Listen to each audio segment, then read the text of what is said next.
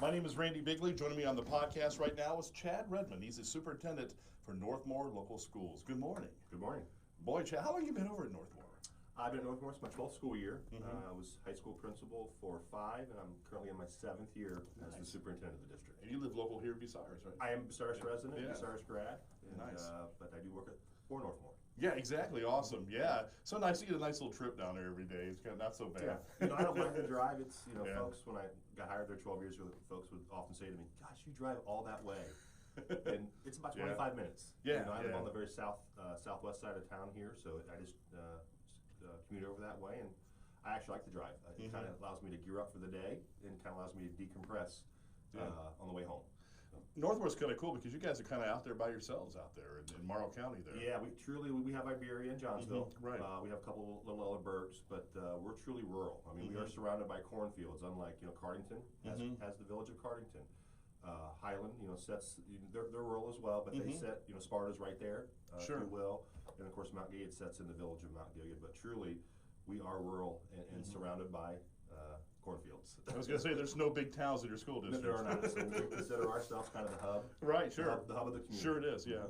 My wife grew up right around the corner there, so on County Road 46. So sure, right behind the school. Right behind the school, exactly, right. Yep. So she's a Northmor graduate, so I'm very familiar with Northmor. We love our Golden Knights. Yeah, there you go. Yeah, exactly. So kind of interesting year this year, but you guys are about done. I mean, you guys are in the home stretch right now, right? Yeah, we were definitely in the 4th quarter of school, just trying to, the typical things, planning for next year. It's always a busy time, really into the celebratory time, if you will.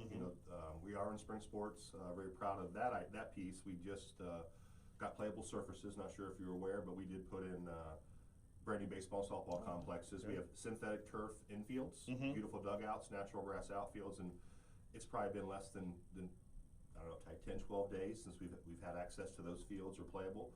So that's really exciting. They're not done, but they're playable. We've got some grading to do, some seeding, painting, scoreboards need to be put up, but our fields are playable. And that was our #1 goal. And then, this time of year, you're really gearing up. You're trying to button up and zip up everything for the current school year, sure, but right. then prepare for next year. You need putting together your professional development plan for next year for your staff and students.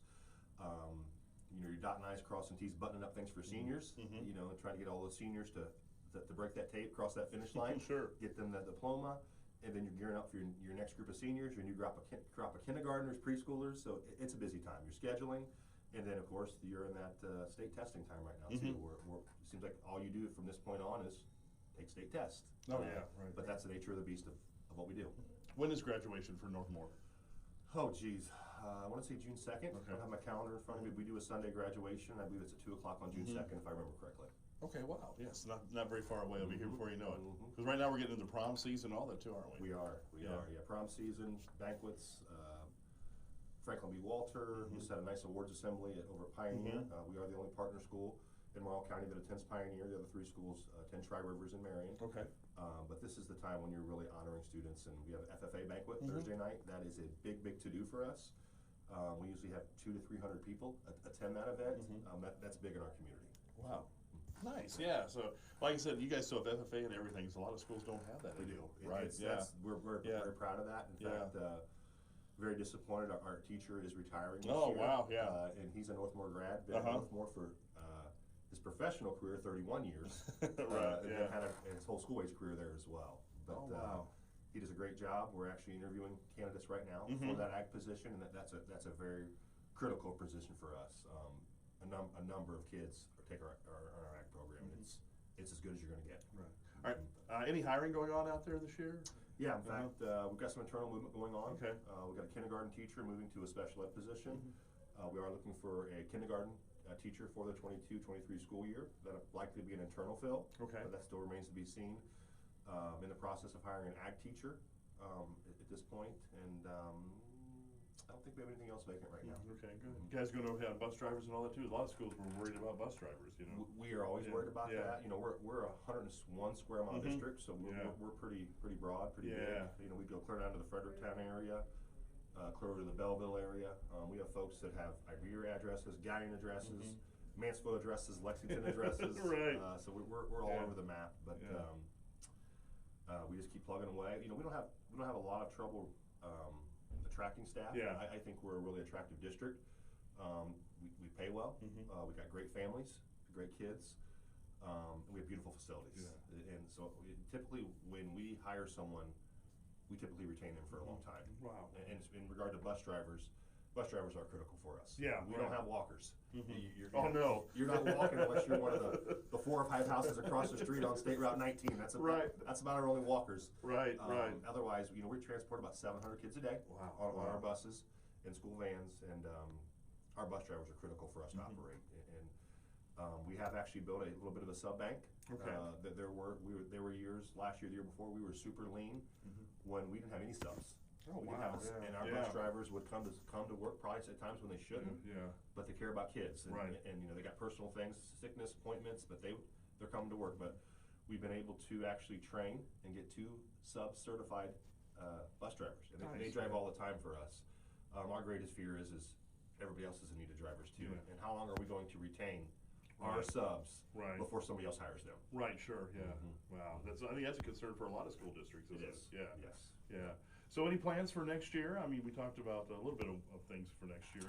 Yeah, just gearing up, looking for another, whatever the new normal looks like. You know, I feel like COVID's kind of in the rearview mirror. Yeah. You know, but every time you open up the paper, watch the news, there's some kind of another variant out there. Right. Don't know what that looks like, but I just hope and pray that we never have to go back to these restrictions and you know, we still are doing the mitigation pieces. You know, that's something we haven't gotten the weeds about a ton with conversations, but I do anticipate that coming soon, and do believe that we'll continue to probably keep a number of our mitigation strategies in place. For example, spraying, cleaning. Right. You know, it's going to cut down on, I think, other illnesses. You know, germs, bacteria, flu season. I can only believe it can only help. Yeah. Right. But you know, obviously not masking. That is optional. We make if folks feel more comfortable masking at school, they're welcome to do that. I can tell you I could probably count on one hand how many people are choosing to mask in a building of 1,100 students and 150 staff members. But always looking forward to wrapping up a year and then starting a new year. That's always fun.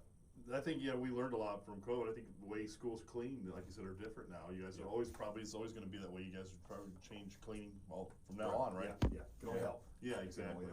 Exactly. Anything else going on I'm going to talk about before we take off here? No, just excited to finish the year. We would encourage people to come out and see our new facilities. Our new facilities are absolutely fabulous. You know, we're a Division 6 school in football. We did a renovation to our football field. I'm sure you've heard. We have a synthetic turf out at the football field. Yeah. We did a bleacher reno. Our baseball and softball complexes. I'm not sure if you're going to find a school our size or in this area that has a nice of outdoor facilities now as us, and proud of that. And we believe facilities matter. You know, some will say, well, facilities don't matter. Well, facilities do matter in our mind, and my board supports that. They're a great board of education, and we want to be the district of choice. You know, open enrollment is what it is. You know, most of the schools, if not all in the area, do have open enrollment, and we want to attract kids. We want to attract resident enrollment, but we also want to attract other kids from other districts. And when we want people, when they come to our campus, to say, hey, you know, you've got great facilities, strong academics, a great staff, and we want to come be part of your school district. So, well, Chad, thank you so much for coming in today. You're welcome. Thank you for having me.